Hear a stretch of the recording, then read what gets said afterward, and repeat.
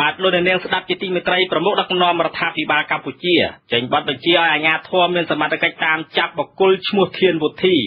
ដែលតាំងខ្លួនជាព្រះសិអាមេត្រីនៅក្នុងព្រះពុទ្ធសាសនាយកមកផ្ដន្ទាទោសតាមច្បាប់ព្រោះចាត់ទុកសកម្មភាពរបស់បុគ្គលរូបនេះបានបំពានដល់ព្រះពុទ្ធសាសនាដែលជាសាសនារដ្ឋនិងមានចែងនៅក្នុងរដ្ឋធម្មនុញ្ញ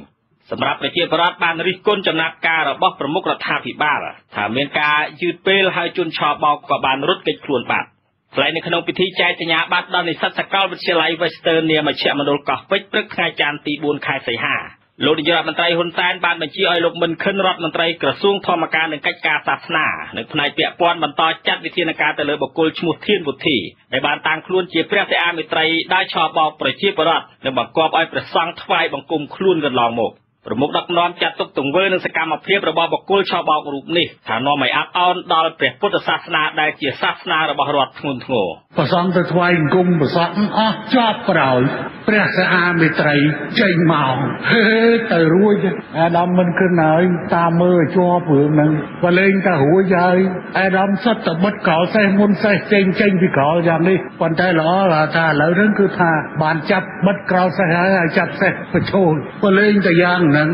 បញ្ហាស្រដៀងគ្នានេះគឺមិនមែនកើតឡើងជាលើកទី1ទេដែលប្រទេសកម្ពុជាមានបុគ្គលតាំងខ្លួនជាព្រះឬក៏ជាអ្នកមានបុណ្យបារមីដែលឆបោកប្រជាពលរដ្ឋចាប់ពីពលរដ្ឋសាមញ្ញរហូតដល់មន្ត្រីជាន់ខ្ពស់នៃរដ្ឋាភិបាលកម្ពុជារឿងអាស្រូវរបស់បុគ្គលធានវុធីបានកើតឡើងនៅក្នុងវត្តទួលព្រះរាជាមានទីតាំងស្ថិតនៅភូមិកំពង់គោឃុំពោបានស្រុកកោះធំខេត្តកណ្ដាលបញ្ហានេះមន្ត្រីក្រសួងធម្មការនិងកិច្ចការសាសនាបានបង្កើតឲ្យមានគណៈកម្មការចម្រុះមួយដើម្បីមានវិធានការនឹងនាំខ្លួនជនឆបោកនេះទៅផ្ដន្ទាទោសតាមច្បាប់កាលពីថ្ងៃទី3 ខែសីហាលោកមិនខិនរដ្ឋមន្ត្រីក្រសួងធម្មការនិងលោកអភិបាលខេត្តកណ្ដាលបានដឹកនាំគណៈកម្មការចម្រុះនិងកងកម្លាំងប្រដាប់អាវុធបានចុះត្រួតពិនិត្យមហាកុដរបស់លោកធានវុធីស្នាក់នៅនាបរិវេណវត្តទួលព្រះរាជាដោយបានរកឃើញគ្រឿងអលង្ការមានត្បូងគ្រប់ប្រភេទភ្លុកដំរីឬចង្កូមខ្លាជាដើមដាក់តាំងនៅក្នុងទូកញ្ចក់ជាច្រើនទូនៅក្នុងទូនីមួយៗក៏មានដាក់តាំងយន្តនិងរូបព្រះបដិមាតូចធំជាច្រើនប្រភេទព្រមទាំងមានរូបគំនូរបុគ្គលធានវុធីគូនៅលើជញ្ជាំងកុដិតាំងខ្លួនជាព្រះមានរូបទេវតាព្រះព្រហ្មនិងព្រះសង្ឃសំពះហែហោមគោរពជាព្រះសិអាមេត្រីថែមទៀត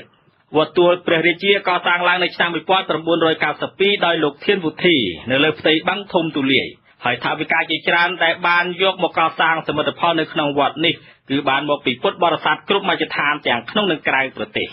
ទាក់ទងករណីនេះប្រជាពលរដ្ឋភាគច្រើនបានរិះគន់សកម្មភាពរបស់សមត្ថកិច្ចឬរដ្ឋាភិបាលដែលទុកបណ្ដាលឲ្យជនឆបោកឈ្មោះធានវុធីអាចដើរឆបោកប៉ះពាល់ដល់ព្រះពុទ្ធសាសនាទើបមានសកម្មភាពបង្ក្រាបយឺតយ៉ាវពេលនេះទោះជាបែបណាសមត្ថកិច្ចខេត្តកណ្ដាលនិងមន្ត្រីស្ថាប័នពាក់ព័ន្ធមួយចំនួនមិនទាន់បញ្ជាក់ថាបុគ្គលឈ្មោះធានវុធីទៅលាក់ខ្លួនពួនអាត្មានៅទីកន្លែងណាឲ្យពិតប្រាកដទេដោយបញ្ជាក់ខ្លីថាកំពុងស្រាវជ្រាវតាមចាប់ខ្លួនបុគ្គលឆបោករូបនេះស្នងការនគរបាលខេត្តកណ្ដាលលោកអ៊ីវចម្រើនបញ្ជាក់ថាសមត្ថកិច្ចរបស់លោកបានសហការជាមួយសមត្ថកិច្ចជំនាញដទៃទៀតស្វែងរកចាប់ខ្លួនបុគ្គលឈ្មោះធានវុធីយកទៅផ្ដន្ទាទោសតាមច្បាប់ក្នុងពេលឆាប់ៗនេះដំណើរការរបស់យើងបានធ្វើតាំងពីមុនបន្តមកខាងក្រសួងធម្មការហើយនិង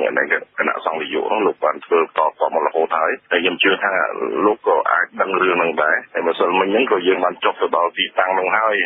បានរៀបចំគណៈកម្មការដែលមានអាដាមអបាលខេត្តហ្នឹងលោកជាប្រធាននៃទីលោកស្រាប់អញ្ចឹងទេគឺមានប្រកាសគណៈកម្មការអញ្ចឹងដើម្បីអនុវត្តតាមនីតិវិធីដែលច្បាប់បានកំណត់យើងនឹងស្រាវជ្រាវកិច្ចការនឹងបន្តទៀតលោកមិនខិនរដ្ឋមន្ត្រីក្រសួងធម្មការបញ្ជាក់ថាកំហុសឆ្គងរបស់បុគ្គលឆបោកឈ្មោះធានវុធីគឺមិនអាចអត់ឱនបានជាដាច់ខាតព្រោះសកម្មភាពបុគ្គលរូបនេះបង្កឲ្យប៉ះពាល់ដល់ព្រះពុទ្ធសាសនានិងរំលោភរដ្ឋធម្មនុញ្ញនៃប្រទេសកម្ពុជាធ្ងន់ធ្ងរ